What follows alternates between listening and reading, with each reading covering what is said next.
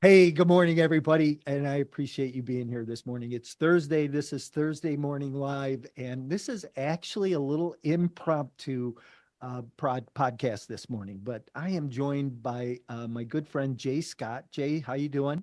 I'm doing great, Mike. Thanks for having me on. Awesome. I'm glad that you were a willing participant in this morning's podcast. But hey, everybody, glad that you're here today. Remember that we're here every Thursday morning at 8:30 Central Time, bringing some multifamily impact to you to help you make intentional decisions about your business going forward. Remember, coming up October 17th and 18th, the Multifamily Summit. Make sure you get registered. Go to multifamily24.com and complete your registration.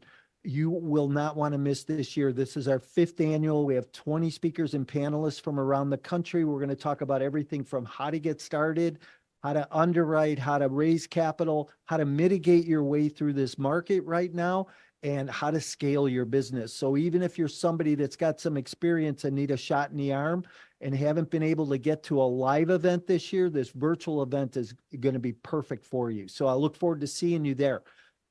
Let me welcome our guest this morning. Jay, again, welcome. Glad that you're here. Good to see you. Great to be here. Thanks, Mike. Yeah. Hey, where are you calling from? I am in Sarasota, Florida, so the west coast of Florida, sunny Florida. All right. So I'm on Central Time. You're on Eastern Time. So you're 10:15. It's almost lunchtime for you, huh?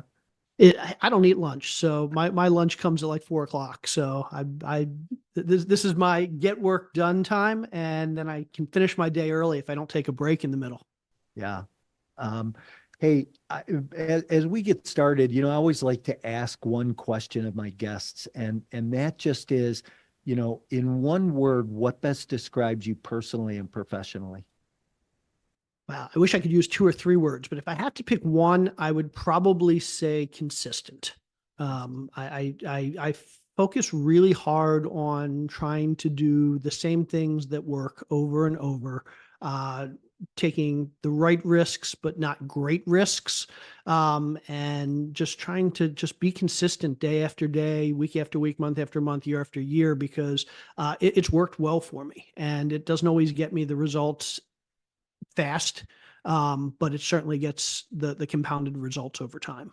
Yeah, I love that. I think what you said there about doing the same thing over and over again every day, it's that gentle grind of those same basic fundamentals. And I think that people need to remember that. One of my coaching clients, I was having a call yesterday, and we were talking about, some leads coming in from some ads she's running for raising capital. And I said, Kate, you can't just try to call them once. You have to be consistent. And and I think that's one of the big things in today's environment is being consistent in everything you're doing. That's awesome. I love Yeah, I think a lot of people don't realize that consistency drives compounded growth, not linear growth. And so if I can consistently grow my business and everything I'm doing, let's say 1% a month, that doesn't mean that after 10 months, I've grown 10%.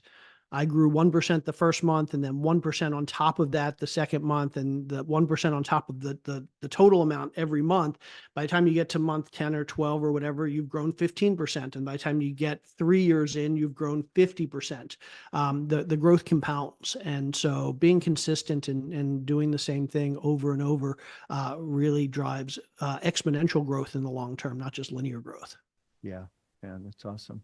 So let's do this. Let's start here. Why don't you just talk a little bit about who you are, what your group does, Yep. how you got in the business, little history.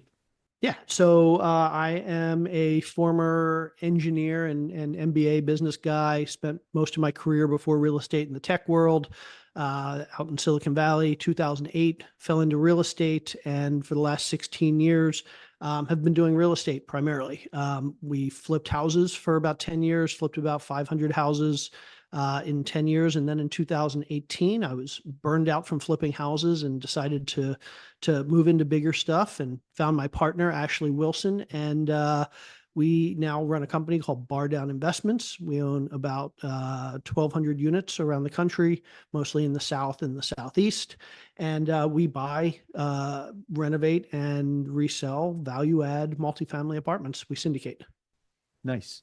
And so let me ask you this. We're both in the same space, obviously. I know a lot of my listeners are multifamily investors, either on the passive side or the active side. But what are you guys working on right now? We are just grinding. So the last 2 years have been tough for everybody in this business. We know that the market has changed a lot since interest rates started going up. We're not seeing nearly as many deals. The deals we are seeing, sellers aren't willing to come down to prices that make sense for us. But we've consistently made offers over the past 2 years, and we just keep grinding away because we know that the market is going to get better. It's starting to get better, and we're starting to see more deals. At the same time, we've put together a couple of funds that allow us to invest in other people's deals. We're getting ready to launch a new fund next month. So that kind of opens up the world to us by being able to partner as an LP in other people's deals. So it gives us some additional flexibility and diversification. Yeah, here before we decided to do a podcast this morning, we were talking about funds, and you had mentioned that you have a pref equity fund. Yep. I know that there's a lot of people that when you talk about pref equity, they go, "What's that?" Right? So why don't you explain that a little bit and talk about how that fund, will deploy money into another asset? Yeah. In a traditional investment, you kind of have two layers of money coming into that deal. You have the debt, the loan from the bank or the lender, and then you have the investors, the equity coming in. And so we get as much as we can in loans, hopefully 75% of the total price in loan from the lender. And then we bring in money from investors for the other 25 or 30%. And because the lender always gets paid first, every month we write that check to the lender first, they're taking less risk than the rest of the investors. The rest of the investors get paid last. And so for that reason, the lender is in a lower risk position than our investors. Because they're in a lower risk position, they tend to make less money. We pay them 7 or 8% interest on their loan. The investors can make a whole lot more money, but because they're paid last, they're taking more risk for making those larger returns.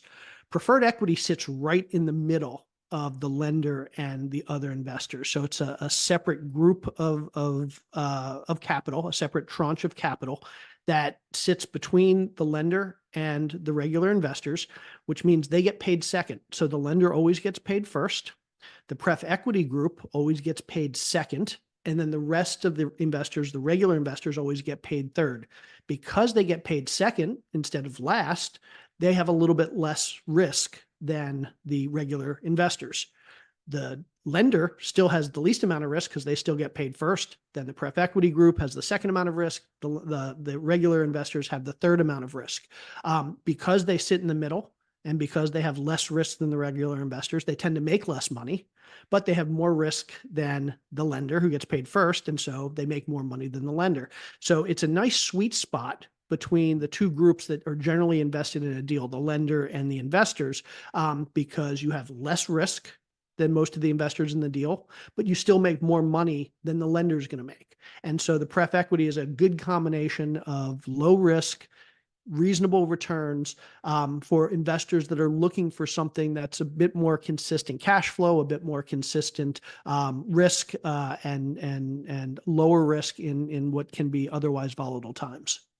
Yeah, so that was a great explanation of the capital stack, right? So hopefully that some of those people that had that question about what's pref equity, how can I use it, that kind of clears that up for them. Good, thanks for doing that. The other thing that comes to mind is in the environment we're in, because interest rates have gone up and nobody knows where the economy's going. And I even hate putting these words out into the universe, but I think raising capital over the last year has gotten tough. Have you found the same thing? So 2 questions. Have you found the same thing? And is it easier to raise money into a fund or into an individual deal? Yeah, so it's certainly gotten harder to raise capital over the last year or two for several reasons. Number one, well, we have investors that invest for different reasons. Some invest for cash flow, some invest for total returns. They want to see big profits on the back end. Some invest for tax benefits. Unfortunately, all three of those have been impacted over the last couple of years. So because interest rates are up, mortgage rates are up, we pay more money to our lender to get our loan. So there's less money left over at the end of every month to pay to our investors. So investors are seeing less cash flow. So investors that are looking for cash flow aren't getting as much of it as they were a couple of years ago. Additionally, cap rates are higher than they were. We're not seeing rents grow as quickly. Expenses are growing quickly, so NOI is not growing as quickly. And so resale values aren't nearly as high as they were a couple of years ago. So investors who are investing for large profits on the back end, they're not getting as large profits on the back end. For investors that were looking for tax benefits, well, up until about a year and a half ago, we had this thing called 100% bonus depreciation, where if we bought a new property, we could depreciate that property, or we could accelerate the depreciation of that property tremendously. We could get a lot of tax benefits in that first and second year. Unfortunately, the tax laws are starting to expire. They're starting to change, and we're seeing fewer tax benefits. So those investors who 2 years ago were investing primarily for tax benefits are seeing fewer of those now. And so all three reasons that we typically invest in real estate have diminished over the last couple of years with the changing economy. And investors realize that. And so they're being a lot more careful with their money. They're sitting on the sidelines waiting for better opportunities or better times. It's not that they don't want to invest in real estate. They're just waiting for the market to improve. And so they're sitting on the sidelines. So there's a lot of money out there, but it's really hard for us to capture it right now. Yeah. How do you see that changing? So it's definitely going to change as the market changes. So I think we are poised for a rate cut from the Fed next week. The first rate cut that we've seen in about 3 years, 4 years. We'll likely see a couple more rate cuts by the end of this year, which will hopefully drive down mortgage rates a little bit. It should certainly drive down rate cap costs, which is the insurance that a lot of us as operators pay when we get floating rate loans. And it should drive the financials a good bit because one, we're going to see lower mortgage rates, which means we're going to have more cash flow at the end of the day. We're probably going to see lower cap rates because as interest rates come down, cap rates tend to fall. As interest rates come down, we tend to have a spur in the economy. So people are going to be making more money. Hopefully we can raise rents more quickly. So total returns should increase. And then the hope is that there was a bill in the Senate about 2 months ago that failed to pass the Senate that would have restored this 100% bonus depreciation. There's good reason to believe that once the election is over, there's a lot of politics at play. Once the election's over, regardless of who gets elected, I think there's a good chance that we will see those tax benefits restored. And so those who are investing for tax benefits are going to see that benefit as well. So I think regardless of what our investors are looking for over the next 6 to 12 months, we're going to start to see a lot more of it, and they're going to be a lot more willing to put their money into deals. When do you think that bonus depreciation will get restored? It's so hopefully it will be taken up at the beginning of the next administration. So probably January, February of next year when we see the new Congress. Hopefully it gets pushed through quickly. And the hope this year was that it would get pushed through fast enough that it would retroactively take effect for 23. Hopefully if it gets passed in 24 or early 25, it retroactively takes effect for this year. Yeah.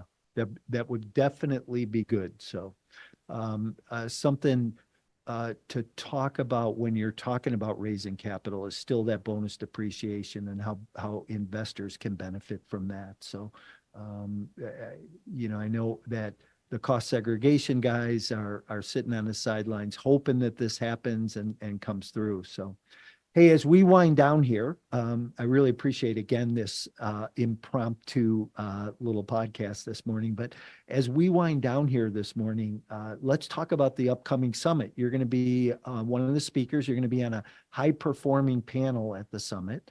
I know that you've spoke before, and why don't you share a little bit about your past experience and what you're going to talk about?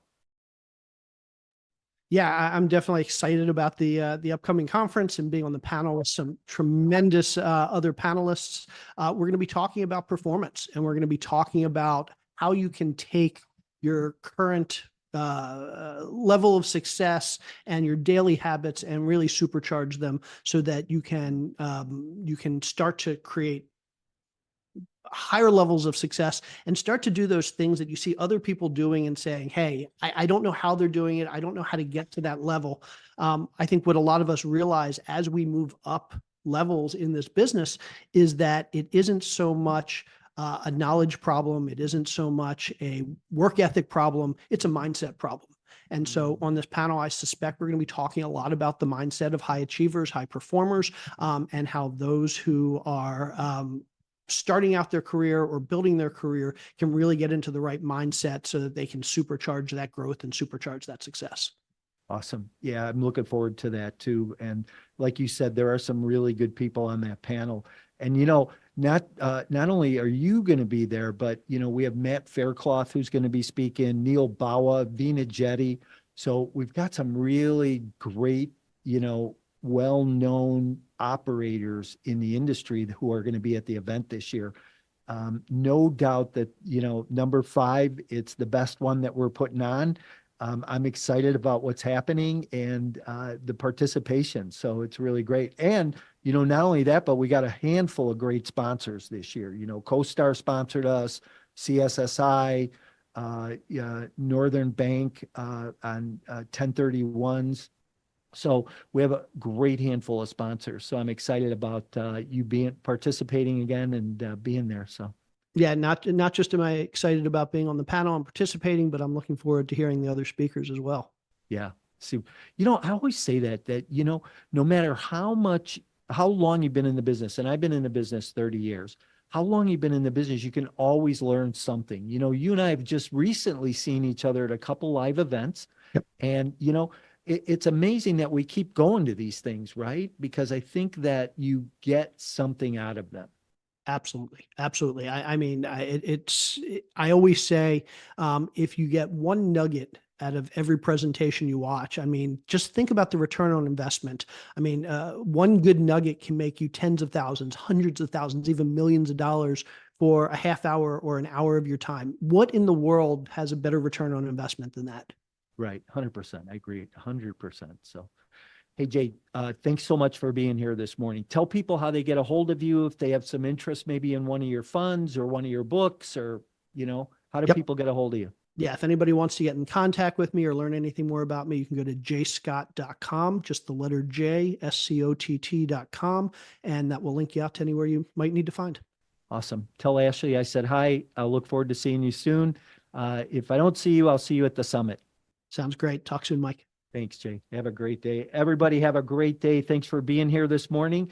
Remember, we're here every Thursday morning on Thursday Morning Live. You have any questions, anything I can help you with, don't hesitate to reach out. And remember that website address, multifamily24.com, multifamily24.com, to get registered for the summit coming up in October.